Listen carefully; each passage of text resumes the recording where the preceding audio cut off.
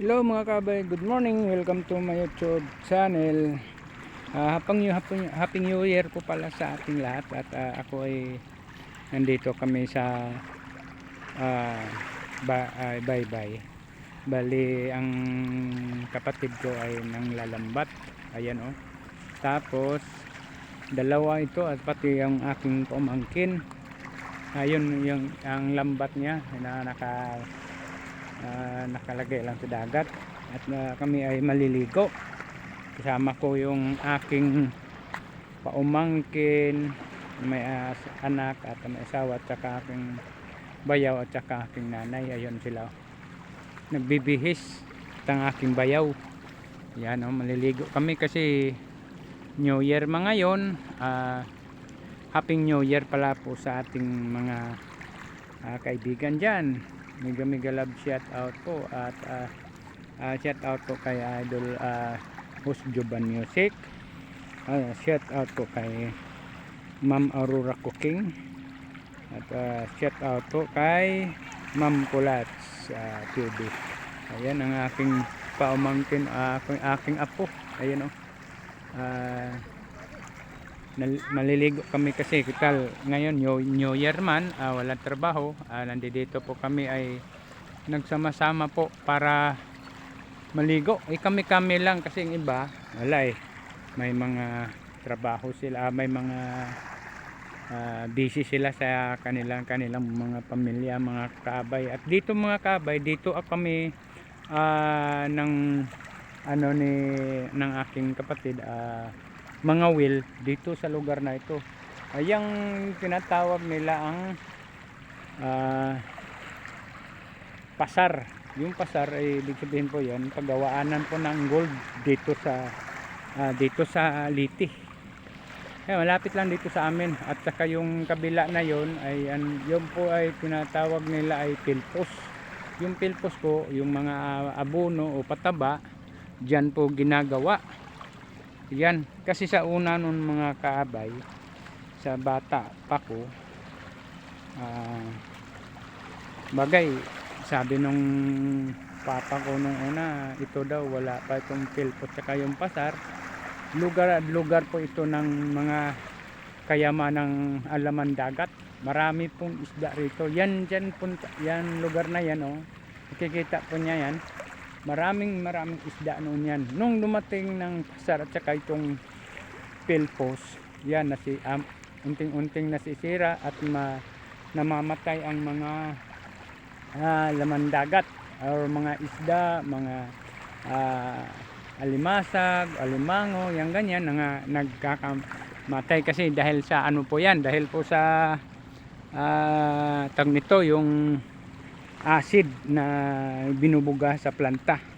Kaya kami ay sa lugar dito ni papa ko laki ang panghihinayang sa kapanahunan noon kasi noon napakaraming isda rito.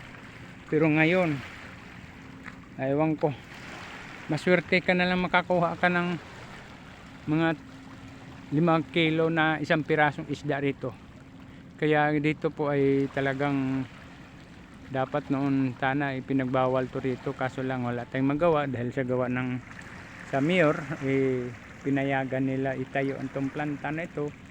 Pero para sa akin po, malaki ang kasiraan po sa karagatan dito sa lugar ng Liti, dito sa Isabel Liti. Para sa akin po hindi maganda ang nangyayari. Oo, totoo po yun. Marami po nabigyan ng trabaho, marami po na namamatay sa gawa ng acid. Maraming namamatay po dyan sa lugar na ito. Yan, pasar at saka doon sa pilpos. Ano po yun, nangyayari talaga yun. Hindi lang po ito history kung totoo nangyayari. Kasi ang aking kababata dyan po namatay yan yung dalawang tubo na yan, may aso yan, dyan namatay ang aking best friend. Kaya kami ay talagang nanlulumo sa pangyayari na yun. At saka pangyayari na ito ay mga kaabay, talagang namalaki ang nanghihinayang o marami nanghihinayang dahil sa pangyayari. At ang aking kapatid na lalaki, kasi dito na talaga to sila tumira. Ako hindi naman ko dito tumira, sa Bulacan po ako. Talagang alam na alam nila ang nangyayari dito sa lugar na ito. Itong mga kaabay, ina-vlog ko lang kasi gusto ko po yung ma-share po sa inyo ang buong nangyayari po dito sa karagatan ng Isabelite. Bali po itong lugar po ito ay isang lugar namin, lugar ng aking mahal na ama, ng aking papa. Dito po ito sa Matlang, Matlang Isabelite.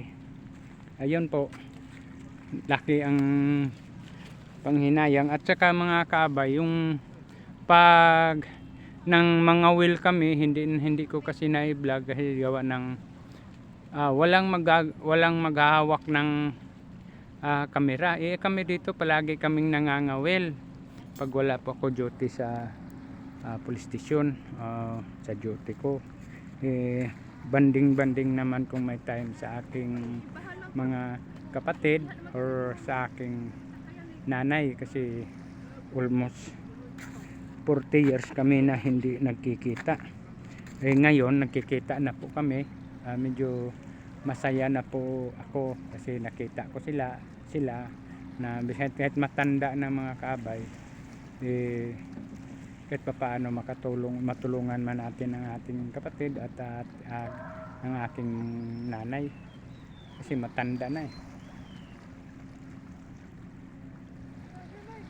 Kaya yun, ako natutuwa po ako nakauwi rito ulit sa Liti kasi almost 40 years ako hindi nakauwi rito. Ano yung mga ito? Dagat? Ayan ang aking apo na. Ayan ang aking apo. Ayan ito mga kaabay at maraming salamat. At i-shout out ko po pala ang aking kaibigan na si Ma'am Lisa Japan. Mega love shout out po sa iyo Ma'am Lisa. At shout out po kay Ma'am Bicarian at shout out po kay Ma'am Liza at sa aking team leader na mabait at masipag si Idol Benny Utaw. Mega love shout out po sa inyo. Ayan, maganda, masarap dito maligo kasi malinaw ang dagat at malinis. Wala nyo makita, kaso lang mga kaabay, maraming bato. Ayan, makita mo yung mga bato na yan. Yan, papunta roon yan, saka malawak yan, papunta roon yan mga kaabay. Ayun sa kabila ayun, ayun yung parang ayun yung parang isla na ano. Ayan, yan sila. Okay mga kabay, hanggang dito na lang at maraming salamat sa inyong lahat, suporta sa aking YouTube channel. Ito ang aking pamangkin, aking kapatid, aking nanay nakatalikod, aking bayaw, aking pamangkin. Ayan. Okay, maraming salamat mga kaabay, hanggang dito na lang at mega love shout out sa inyo. Okay, shout out pala kay Idol Juban Pogi. Okay, bye bye.